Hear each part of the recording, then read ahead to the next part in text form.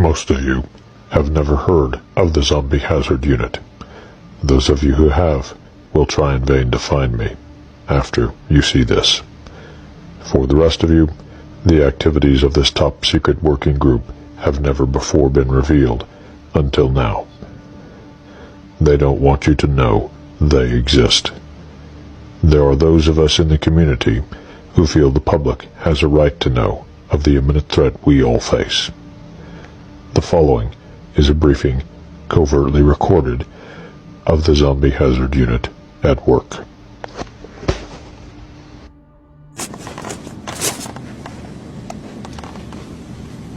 Alright, take your seats, everyone. We need to get this meeting started. Before we begin, I want to make sure that everybody has picked up their copy of the briefing notes. There are more details.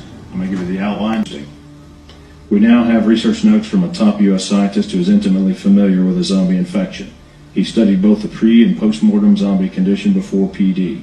He has identified and named the virus, Cryptonecrophagia vulgaris, CNV. It's a retrovirus, and there's no cure. This scientist's notes indicate prions may also be involved in the infectious process. However, at this point, it remains unclear what, if any, role they play. Remember the single life subject I mentioned earlier? Unfortunately, the subject and scientist are one and the same. We do not know how much time he has left before he's no longer of any use, except perhaps for dissection. So we need more live specimens. Keep that in mind during operations. Problem number 4. Mode of transmission, currently unknown. Transmission modes ruled out: bites, scratches, casual contact, vector infection, droplet, or airborne spread. Some Z team members can attest to the fact that bites and scratches don't spread infection, at least not yet. To date, 12 team members have been wounded while engaged in field operations. They've undergone mandatory 90-day quarantine. None have showed any signs of infection. Not all team members are out of quarantine yet, but we hope they'll be released and return to active duty soon. Problem number 5. Emerging public awareness of the situation. I'm going to mention each of these points, then talk about them in greater detail. There are things you need to know. First, the Coconut Grove fly-in. Many of you were there. Then there's the Miami incident. Some of you were there. The CDC Zombie Apocalypse Preparedness Release. DHS released a fake zombie preparedness story. Then there's the recent purchases of large quantities of ammunition.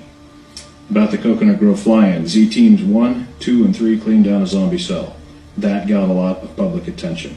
Our cover story was that this was an urban assault exercise in preparation for the upcoming UN meeting. For now, our cover story is holding, but one got away. That led to the Miami incident. That should never have happened. About the Miami incident. Some of you were there.